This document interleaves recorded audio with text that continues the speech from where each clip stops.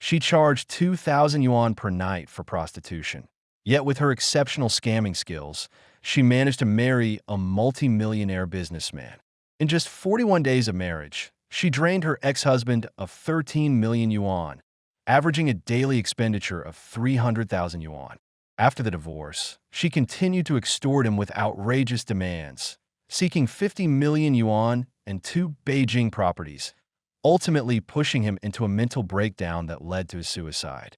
However, this wasn't her first time.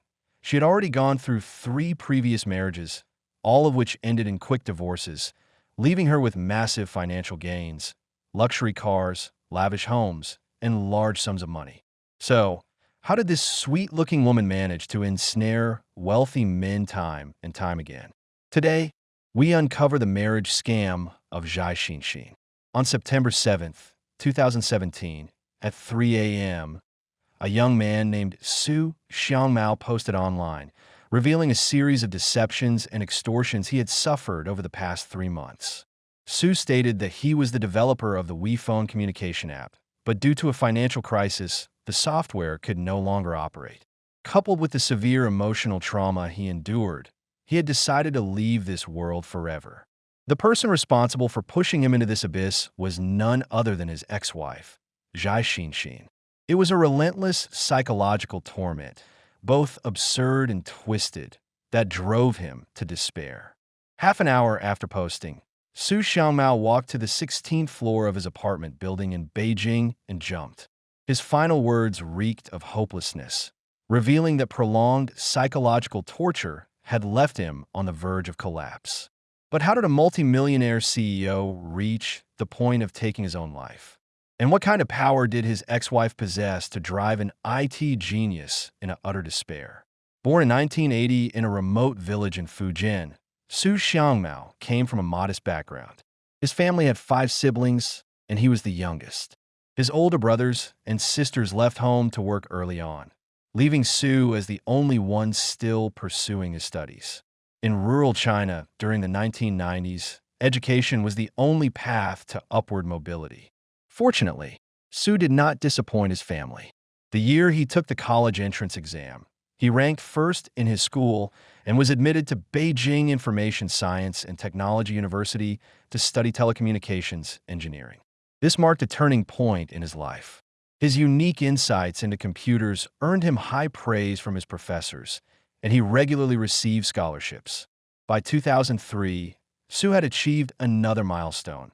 He was admitted to Beijing University of Post and Telecommunications as a graduate student with outstanding scores. After earning his master's degree, he successfully landed a job as a software engineer at Baidu. The IT industry was still emerging, and Su's daily life was monotonous. A true engineering geek, he had very few friends. His introverted and naive personality would eventually lead to his tragic fate. As the internet revolution accelerated, Su seized the opportunity of the era.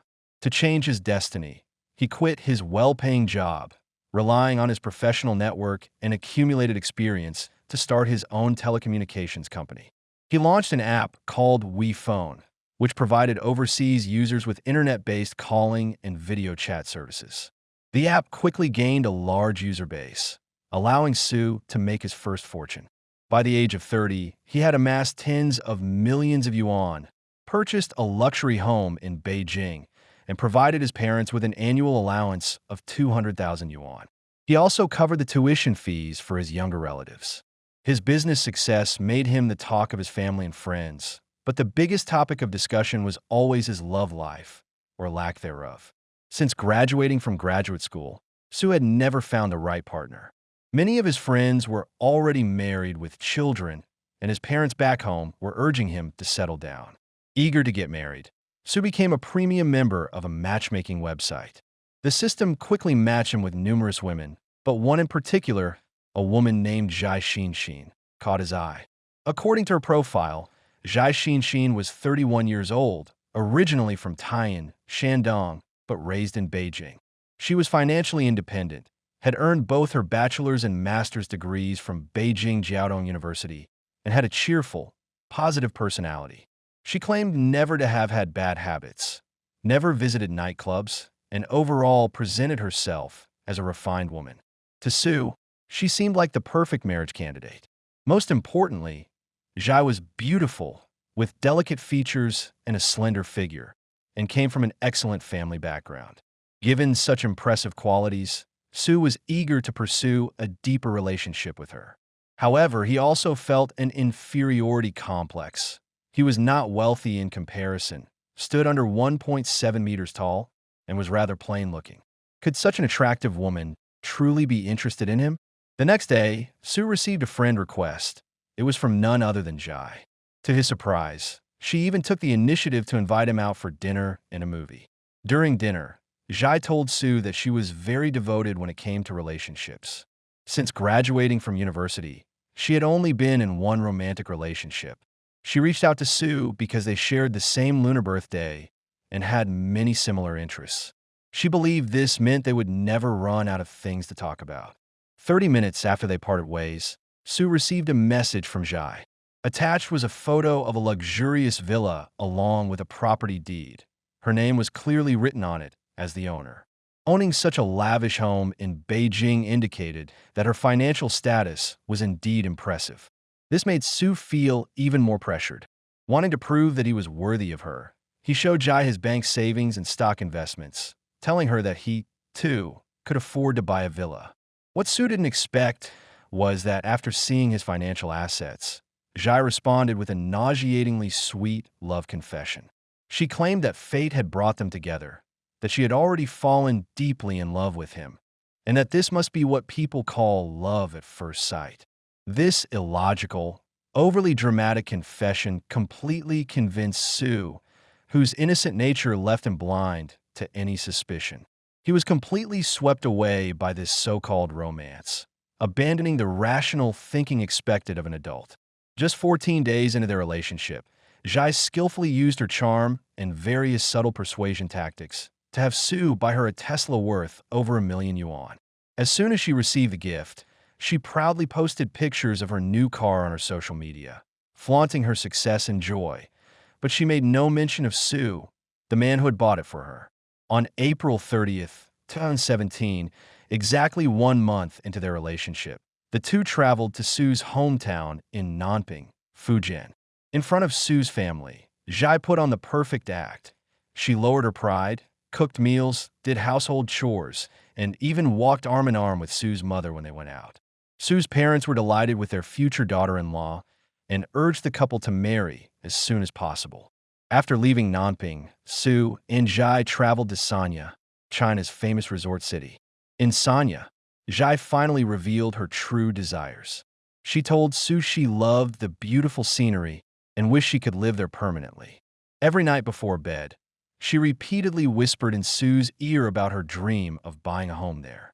The next morning, as if under a spell, Su followed Zhai to a real estate sales office and purchased a large luxury apartment for 3.2 million yuan.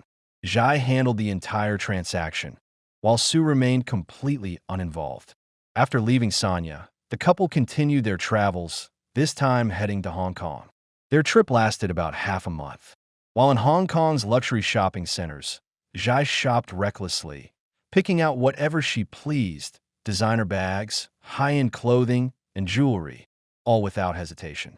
Among her purchases were a diamond ring worth 320,000 yuan and 2 limited edition handbags worth over 200,000 yuan each, bringing the total to over 1.3 million yuan. This did not even include their extravagant accommodation and dining expenses. By this point, they had known each other for less than 40 days, yet Su had already spent over 5 million yuan on Zhai. Su had always been extremely frugal since childhood. Even though he had accumulated some wealth, he still maintained his previous lifestyle. However, he was now willing to give everything for Zhai, clearly intending to marry her. But things did not go as he wished. Zhai was not as sincere as she appeared. First, her lunar birthday was not even on the same day as Su's, meaning she had lied about it before. Second, their personalities were completely incompatible. One was flamboyant, while the other was calm and low-key. Putting such different people together was already a mismatch. On May 31st, Su originally planned to have a clear conversation about their issues, But before he could, Zhai suggested registering their marriage on June 2nd. This made Su forget everything else. He just wanted to get married as soon as possible. The next morning, as soon as Zhai opened her eyes, she told Su that she had a strange dream. In the dream, she seemed to have been married before, but got divorced on the same day. This immediately sparked Su's curiosity. Seeing Zhai's flustered expression, Su suggested that since they were planning to get married, there was no need to hide anything. It was best to be open about any past secrets before the wedding.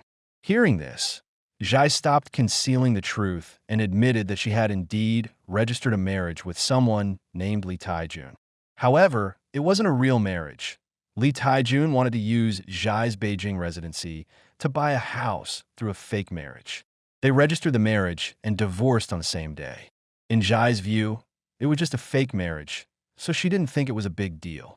But Su needed time to process this information. It was simply too much to take in.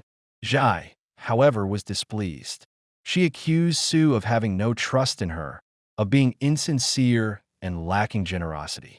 This led to a huge argument. Although Su was troubled, he couldn't get Zhai out of his mind. Was he really the one in the wrong? The next day, he sent her a short message, apologizing deeply for his lack of trust and hoping for her forgiveness. Zhai didn't dwell on it too much and decided they would officially register their marriage on June 6th.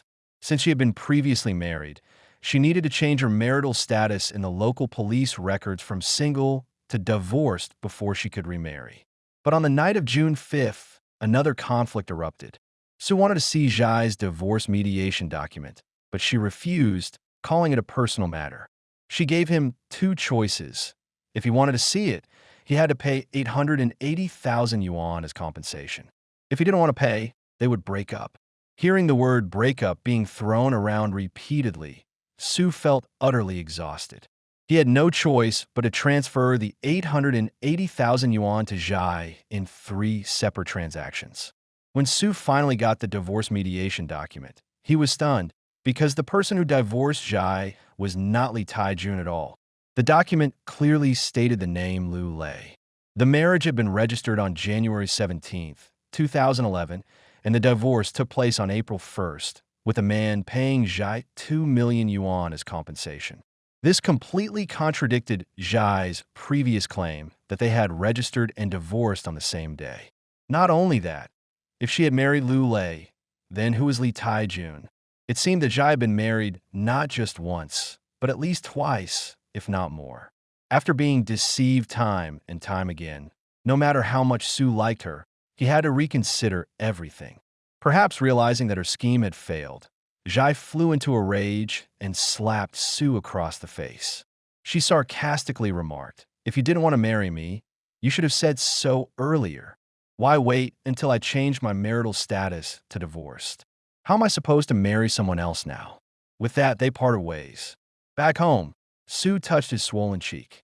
The more he thought about it, the more guilty he felt. He began to believe that he was the one at fault. Once again, he sent Zhai a long message, confessing his mistakes and humbly begging for her forgiveness. But this time, Zhai didn't respond. At 10 p.m., still seeing no reply, Su sent a series of apology messages. He told Zhai that the past 2 months had simply been a time to get to know each other, and from this moment on, he wanted to pursue her all over again, no matter how long it took, until she agreed. Zhai agreed to give him another chance, but imposed a condition. He could pursue her, but he had to pay 50,000 yuan per day as a pursuit fee to prove his sincerity until they got married. But that wasn't all. Zhai also made an even more outrageous demand. She claimed that her uncle worked at the Public Security Bureau and could have helped erase her divorce record. But now, for Su's sake, she had changed her marital status to divorced. So, Su had to compensate her for this loss. She demanded 368,000 yuan as emotional damages. Desperate to marry Zhai, Su gave in and paid the final amount. Zhai was pleased and agreed to marry him on June 7th. However, Su, whose face was still injured from the slap, wanted to delay the wedding by 2 days so his bruised "I wouldn't look bad" in the wedding photos. Unexpectedly, Zhai flew into another rage. Here is their real conversation. Getting married feels like I'm begging you. Fine, get lost then. You lied to me again tonight. So, how do you plan to compensate me tomorrow? I'm exhausted. My head hurts. I sold my stocks this afternoon. Good night. Because of this one argument, Su ended up paying another 300,000 yuan. Every single conflict ended with Su paying money. The divorce mediation document, 880,000 yuan. Changing her marital status, 368,000 yuan. Pursuing Zhai again, 300,000 yuan. Plus, over 5 million yuan spent in Hong Kong. In total, Su had spent around 7 million yuan. This wasn't a relationship. It was pure extortion. On the morning of June 7th, Su finally obtained the marriage certificate he had longed for. But he would never have imagined that the seemingly harmless woman on that document would push him into an abyss of psychological torment. After their marriage, life didn't turn out as Su had hoped. It only got worse. Their conflicts escalated. On June 17th, both families met at a hotel to discuss wedding details, setting the ceremony for June 22nd. But on the night before the wedding, the storm finally erupted. Su's former matchmaking date sent him a wedding congratulatory message. They exchanged a few polite words, but Zhai seized on this, accusing Su of cheating and maintaining ties with his ex. She immediately demanded a divorce. To save his marriage, Su humbled himself, begged for forgiveness, and swore that he only loved Zhai. To prove his sincerity, he transferred another 250,000 yuan to her. But Zhai wasn't satisfied. She demanded 1 million yuan. Taking advantage of Su's guilt, she forced him to write a pledge. If Su Xiangmao ever files for divorce, he must pay Zhai 5 million yuan, transfer the Sanya house to her name, take responsibility for her parents' retirement, and cover all future divorce-related compensation, totaling over 7 million yuan. This argument ended with Su signing his name and pressing his fingerprint. But a gold digger's greed is never satisfied. During their time together, Zhai constantly brought up divorce over bizarre reasons: his short height, his spending habits, repeatedly calling him a virus. She frequently used discriminatory language in their chats. Under this constant psychological abuse, Su Xiangmao's mental state crumbled. His last shred of self-esteem was completely destroyed. Even so, Zhai did not stop her demands. She told Su that maintaining a harmonious marriage wasn't difficult. He just needed to sell his current house and buy a new villa instead. Her reason was that she was used to living in large villas and didn't want to live in a high-rise apartment. Of course, if he didn't want to sell, then they would have to get a divorce. It wasn't hard to see that Zhai insisted on selling the house because Su's current property was acquired before marriage, making it his personal asset. Only by buying a new house would it become joint marital property. At that moment, Su Xiangmao finally woke up. All the talk about love at first sight and heartfelt confessions were nothing but lies. What Zhai truly valued was his money. He immediately proposed a divorce, and Zhai agreed without hesitation, but only on the condition that he honored the previous written agreement, paying her 5 million yuan in compensation and transferring the Sanya property to her. If he refused, they would have to go to court. She even aimed her threats at Su's company, accusing him of tax evasion and operating software with gray area legal risks. If it went to court, she warned he should be prepared to go to prison. Zhai's threats successfully intimidated Su, and he began to waver. Seizing the opportunity, Zhai escalated her demands. 5 million isn't enough to resolve our problems anymore. Now you must give me all your savings, including your Beijing property and company assets. Otherwise, don't blame me for not considering our past relationship. On July 7th, 2017, Zhai brought dozens of people to Su's home for negotiations. After a long back and forth, they settled on a final compensation amount of 50 million yuan. In the following days, Su lived in a daze, hiding in a hotel and refusing to go home. 3 days later, he saw a post on Zhai's social media congratulating her uncle for being promoted to senior police supervisor. That post was the final straw for Su Xiangmao. With such a powerful connection in Beijing's law enforcement, Zhai's uncle could easily send him to jail. Realizing this, Su messaged Zhai, saying he no longer wanted a divorce and would do everything to make amends. He promised to sell his house as soon as possible. Zhai pretended to compromise and offered a way out. He only needed to transfer the Sanya house to her and pay an additional 10 million yuan in compensation. However, due to a recent stock market crash, Su's available funds were limited, and he told her he only had 6.6 million yuan in his account. 10 million was impossible. Zhai told him to sell his Beijing property to make up the difference. By this point, Su was utterly drained and overwhelmed by fear. On July 16, 2017, under relentless pressure from Zhai, he signed an unfair divorce settlement. The agreement stated that Su voluntarily divorced and was required to pay Zhai 10 million yuan in 2 installments. That night, in a hotel room, Su handed over 6.6 million yuan along with the Sanya property deed, promising to pay the remaining 3.4 million after the divorce was finalized. That afternoon, the two officially registered their divorce at the Civil Affairs Bureau. Su pleaded with Zhai to keep her promise, not to ruin him completely, and not to report his company. He had already lost everything. For Su, his company was his life. As long as it remained, he still had a chance to recover. 5 days after the divorce, he mortgaged his Beijing property to raise funds for the remaining 3.4 million yuan. 2 days later, Su's family arrived in Beijing. After learning the full story, they urged him to go to the police. To them, it was obvious. Zhai's actions were outright extortion. However, by this point, Su was deeply terrified of Zhai and her connections, especially her so-called high-ranking police uncle. If he intervened, Su believed he would be doomed. With no other options, Su's family hired a lawyer to assess the case. During this time, Zhai continued pressuring Su to pay the outstanding amount. Following the lawyer's advice, Su stalled for time. But even with legal counsel, his mental state was deteriorating under the immense psychological burden. On September 5th, Zhai issued an ultimatum. Su had until September 18th to pay, or she would report his company. She had repeated this threat dozens of times. Although Su's replies seemed indifferent, internally, he was on the verge of collapse. The next morning, Su added a pop-up message on the WePhone app. "I am about to be killed by my vicious wife. WePhone will soon cease operations." Zhai was furious and sent him a string of abusive messages. How do you plan to make up for this? You tell me. You went ahead and posted this everywhere. Damn it, you're ruthless. You really think you can just disappear, huh? Do you know how much damage you've caused me? What do you plan to do? Until now, I haven't reported your illegal business activities to the authorities.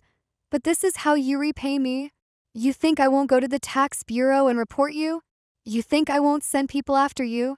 My phone is blowing up with calls. My friend saw your post and sent it to me. You want to ruin everything, don't you? Well, guess what? My friend has all the evidence now. Tomorrow I'll go to your house and beat you to death. You lowlife. You won't die a peaceful death. You say I'm killing you? Then go ahead and die. Why are you still alive? Zhai's threats and relentless mental torment crushed Su's last shred of willpower. At 4 a.m. on September 6th, after posting his final farewell online, Su went to the rooftop and ended his life. Ironically, even after Su's suicide, Zhai continued sending him messages. When she failed to get a response, her tone softened, even sounding slightly pleading. Now delete that post on Weibo, and I won't pursue this any further. Think carefully. I said I'd report you to the tax bureau, but has anyone actually come after you? Has anyone arrested you? No one has touched you. But now you've put all this online, and my phone is flooded with calls. My WeChat is blowing up. Think carefully about what you're doing. If you delete everything, I'll stop pursuing you for damages, and I'll withdraw my report from the tax bureau. But by then, the person behind the screen was already gone. It wasn't until 2 days later that Zhai finally learned of Su's suicide. In just 41 days of marriage, Zhai had extorted a total of 130 million yuan from Su. She had drained him completely, even taking his life in the end. After Su's death, his family could not accept the tragedy and decided to sue Zhai. In early March 2023, The Beijing Chuyang People's Court ruled in the first trial that Zhai had to return nearly 10 million yuan in cash and assets to Su's family, and her ownership of properties in Hainan and Beijing was revoked. In June of the same year, Zhai was officially arrested for extortion. On January 21, 2025, her trial began in Beijing, where she was found guilty of extortion and sentenced to 10 years and 2 months in prison. At the end, Zhai pleaded with Su's family, claiming she truly loved Su and hoped to be forgiven. Su's family refused. They insisted that she must serve her sentence. Notably, during the investigation, it was discovered that Zhai's supposed wealthy background was completely fabricated. Before marrying Su, she had already been married and divorced 3 times. Each time, she quickly married, extorted money, and left. Even more shocking, while married to Su, she was working as a prostitute, charging 2,000 yuan per night, 3,500 yuan for older clients.